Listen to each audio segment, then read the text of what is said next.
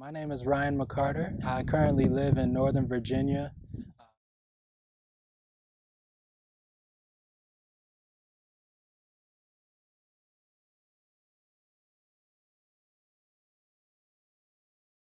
Growing up, we were very close as you can be.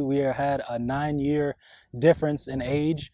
So, of course, he was a little older than myself and, wanting to go out and hang out with his friends. And I was kind of the little brother that always wanted to tag along and just kind of be there with him, right in his hip pocket, doing everything that he was doing. So I got to spend a lot of time with him growing up.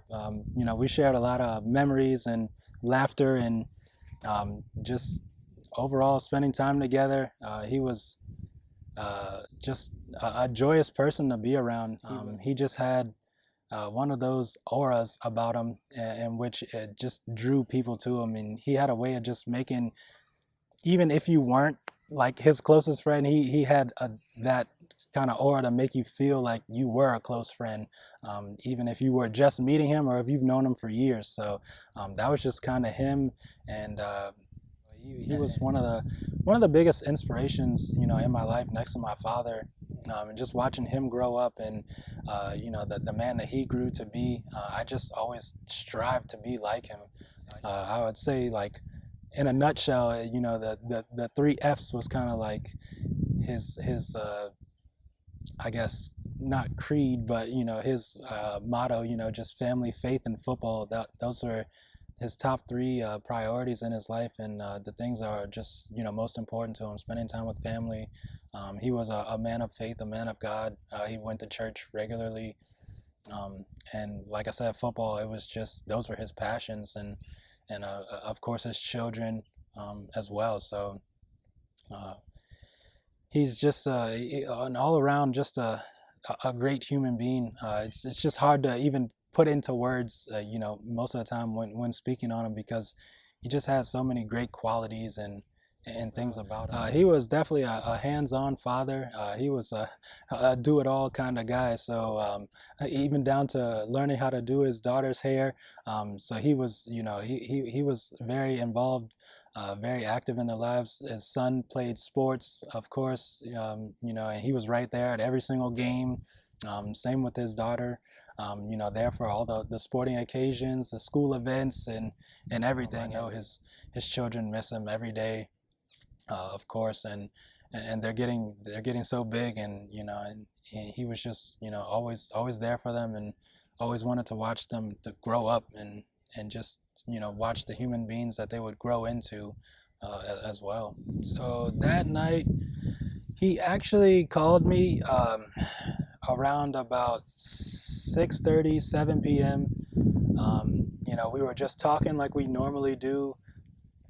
He was just telling me, that he was going to go to a Wizards game on that Saturday, and then that Friday he was going to go and hang out with a friend, and they were just gonna watch some TV and things like that, just kind of hang out. And so he went to go hang out with his friends. After we talked, yeah, I just told him like we always do, take care and be safe out there, and that we loved each other. And that was the last time I got to talk to him. He was driving on the highway. My brother was on the correct side of the road of the highway, and this drunk driver was driving on the wrong side of the highway. So they entered in on an off ramp to go in the wrong direction. And I guess once my brother realized that that car was actually on his side of the highway, he tried to swerve out of the way, but unfortunately, it was not in time, and they hit at what was described as an offsetting head-on collision, which means not directly head-on, but just slightly off-center. And unfortunately, my brother didn't make it. However, the driver of the car who was driving under the influence on the wrong side of the road made it. No issues, no scratches, no harm. And What we're aware of is that this was not his first run-in with the law, as far as drinking and driving under the influence. This was actually his third. Well, he had three prior incidents before this one, my brother's case, which was the fourth, and he was still granted a license to be driving in the state of Maryland, despite having all these previous DUIs. And so that is, once we found out that information, that's what made us the most frustrated and the most angry at just the whole situation, because it was very much preventable if he already had run-ins with the law. And from what we were told, he had just finished up um, I guess a drunk driving program in which he had just graduated from, and was granted his license back to drive again, only for him to turn around and make the same mistake, only it was now fatally, and my brother had to pay the cost for the actions of this other driver. So that's what really caused us to, want to get involved and want to say something to try to prevent further tragedies like this, because this, in my opinion, should have never happened. It almost feels surreal at times. Of course, I know it's kind of crazy to think, but in my mind, I just feel like we haven't talked in a little while. That it's just been some time that's passed in which we've, gotten to talk on the phone, but that he's still out there somewhere. And it's just definitely a tough subject. But there's not a day that goes by that, one, I'm not thinking about him, or two, that I'm not either talking about him with my wife, or with my son. He knows, of course. We have his pictures up, my brother's pictures up all over our house, so he sees them and he's like, oh, there's Uncle Ray. So he knows, that's his Uncle Ray. And so, yeah, I mean, he'll never be forgotten, that's for sure. So we and his legacy, it lives on, through his children, through myself, through my parents, and we'll be sure to always, tell his story and share his memories, not only with his kids but with my kids. And he will forever be talked about, and we'll just always, remember Ray.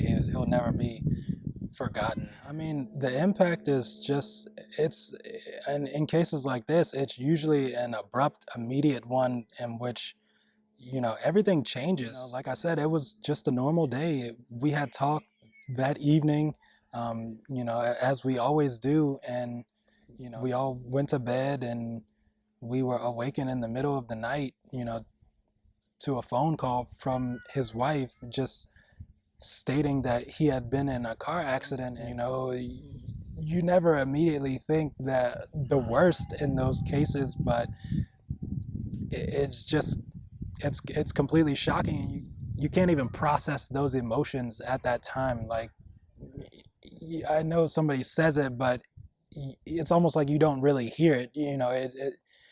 It doesn't really get through. It doesn't really, hit you until doing things that you've never done before, like making arrangements, to have him buried. And you just never expect to even something like that, to have to make arrangements to bury a sibling, or, a loved one, and nothing can prepare you, for that. It's so unbelievable, and so shocking. I feel like I'm still processing and dealing with those emotions, to this day. And it takes time, and even with time, you never fully heal from those type of things, especially when it's a loved one that you are close with.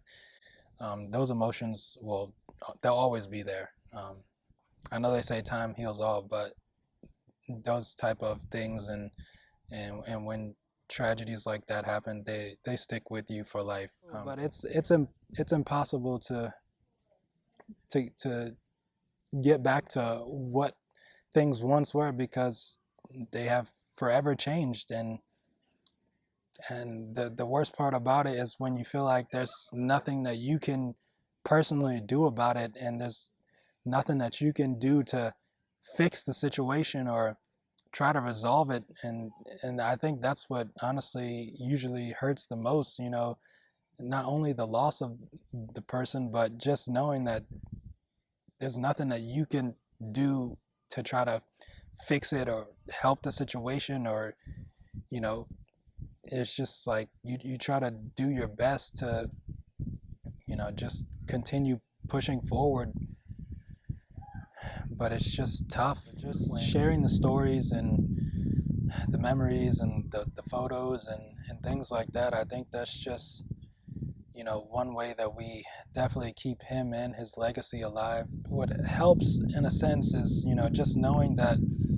all those memories that we did share and that we did have, you know, were all positive memories, you know, all great memories and just positive moments, and that we all shared together, and times that we shared together. So um, it helps in a sense, but like I said, then you're almost reminded that, you know, those times are now taken from you, and you know, you can't get those back, and you can't get that time back. To those people that, you know, still continue to go out and drink and drive, you know, you're not only making a selfish decision for yourself, but you're making a decision that could potentially affect other families, and cause other victims and other families pain. So, you know, it's a very selfish choice, especially in this day and age. So there's other modes of transportation, you know, such as Uber and things like that, that you could utilize, where you don't have to make that decision to drink and drive. Because like I said, you're not only putting yourself at risk, but you're potentially gonna change other families' lives forever.